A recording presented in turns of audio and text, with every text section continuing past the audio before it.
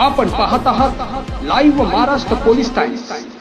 सोलापूर शहरात पावसाळ्याच्या पार्श्वभूमीवर नाल्यांची स्थिती व पाण्याच्या निचऱ्याची व्यवस्था या अनुषंगाने महापौर विनायक कोंडाल यांनी स्वतःच्या प्रभाग क्रमांक 12 मधील नाला क्रमांक 4A 4B निरंजन नगर, वज्रेश्वरी नगर तसेच MIDC परिसरातील नाल्याची प्रत्यक्ष पाहणी केली।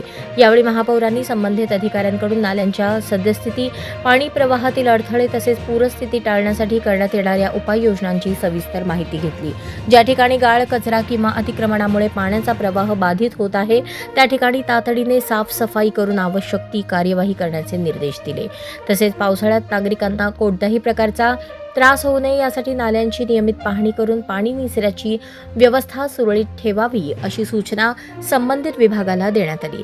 परिसरातील नागरिकांशी संवाद साधून त्यांच्या अडचणी जाणून घेत महापालिका प्रशासनामार्फत त्वरित उपाययोजना करण्यात येतील अशी ग्वाही महापौरांनी दिली।